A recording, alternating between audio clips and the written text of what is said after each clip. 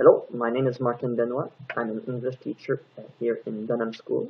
I also teach in Sutton, primary from grade 1 to 6. I've been teaching for the past 16 or 17 years. I taught at secondary levels and also mostly for the last 10 years at primary school level. Okay. Is it stressful to being a teacher? It depends which day and it depends which group.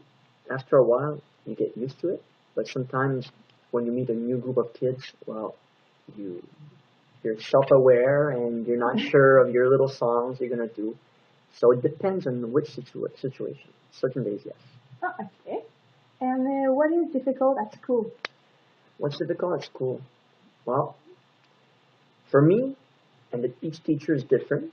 Okay, having a schedule and being very punctual at school, you don't have a choice. There are some clocks. You eat at certain times. You go to the bathroom at certain times, and always being grounded in your schedule. Sometimes it's a challenge for a person like me who likes to do things that he wants whenever he wants.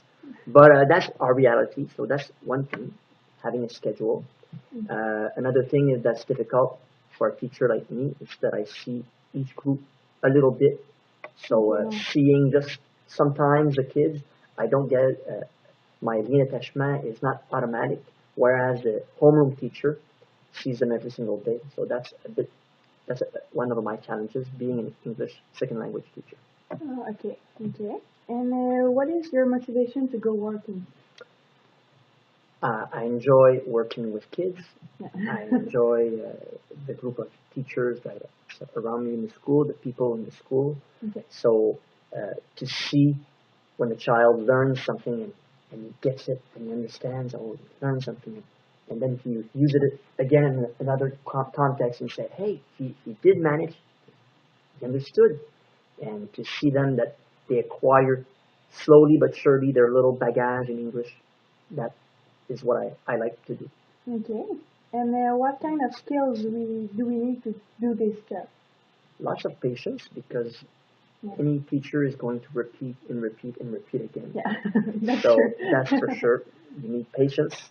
You need to be a good listener and a good talker too, but you need to be able to not just listen, but to understand, to put yourself in the other person's place and see, okay, what is the problem? Sometimes a child is not ready to learn something, and you can't insist, and it's not going to work even if you have the best lesson plan. Mm-hmm. So you got to know how to understand each child in a classroom of 15 or 20 or 25 or 30 kids. You have a lot of different realities that you have to be aware of. Okay. And is it easier with more experience, and why? It certainly is, because at first you try things that you say, that's going to be, it's gold, it can't not work. And it doesn't. And then you realize why, and you say, okay, I could have changed this and that. And one of the fun things I get to do is try over, sometimes in the same day, because if I have 2 grade 6 groups, and I fail with the first one, I say, okay, I'm going to try something different here. I won't present it the same way. So I get another chance at it. It's like, but so, and with experience, each year, okay, I know that certain lesson plans, they work great. So I can't wait to get to that, because I know that they're going to get into it. And the ones that I don't like, I just flush, and I won't use, or I'll change it. No, that's true. What was your motivation to choose this job?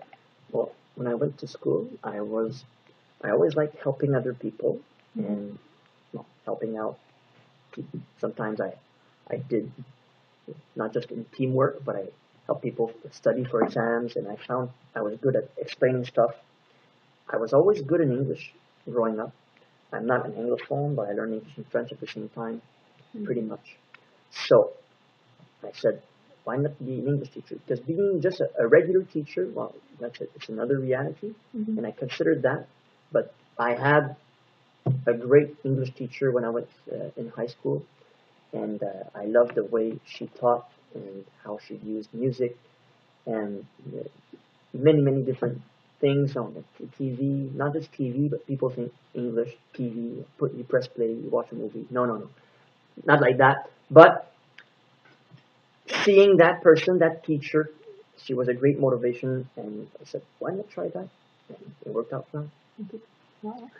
Is it hard to deal with parents? Why? Certain times, yes.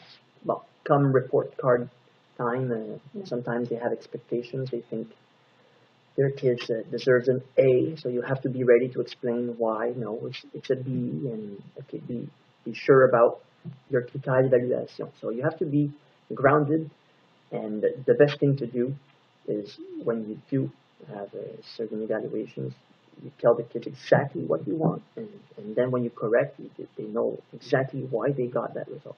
So with experience, it gets easier and easier dealing with parents. You just have to be clear in your expectations. And when something happens, the best thing to do is not to just let it go. It's to pick up the phone or email and quickly have a quick response. So that way, it doesn't become a super big snowball, and then it's an avalanche. No, no, no. You deal with it when it's a tiny little snowball, and then you fix things. Oh, okay. That's a good way. Do you have some advice for us?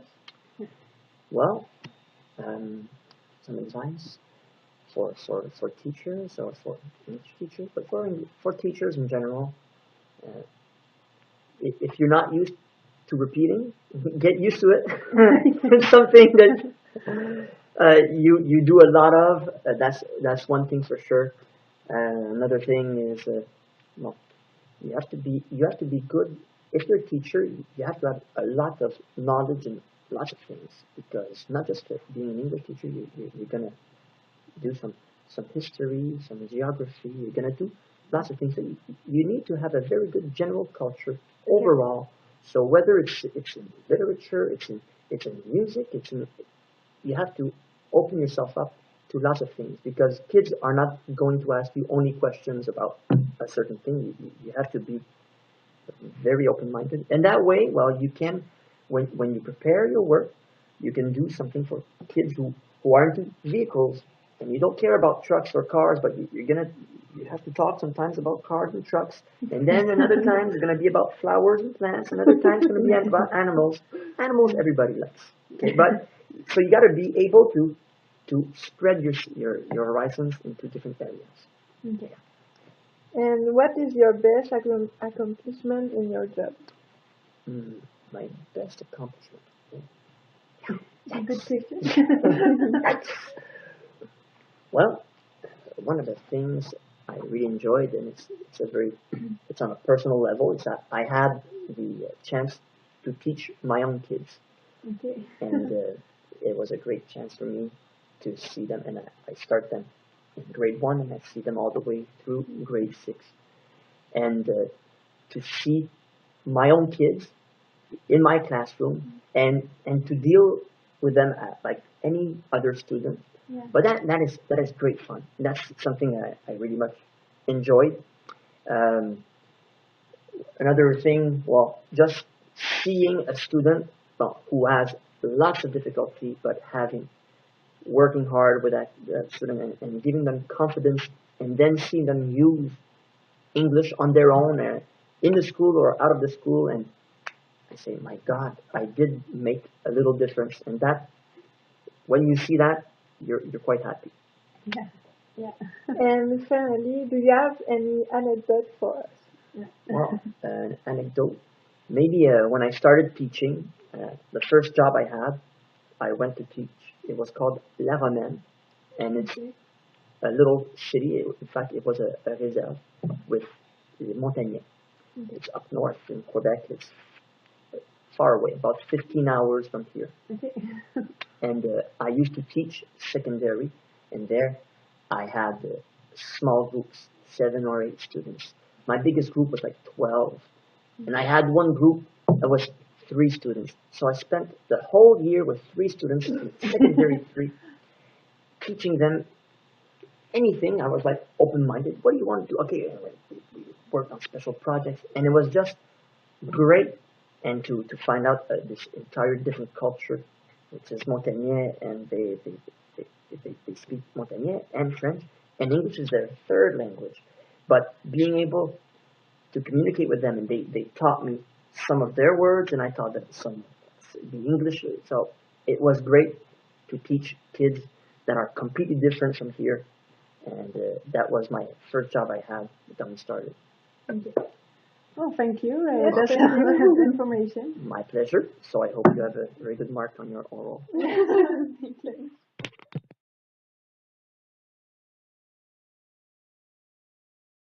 It's easy to find an interviewee and to meet him, but the school was too far of the decision. One of our difficulties was the time, and if we have to change something, we took more time to prepare our project. And we really liked our experience because we were a good team, and our best moment was when we met the teacher. He was very nice with us. We were a little bit stressful before, but finally the teacher was very good and was not impressed.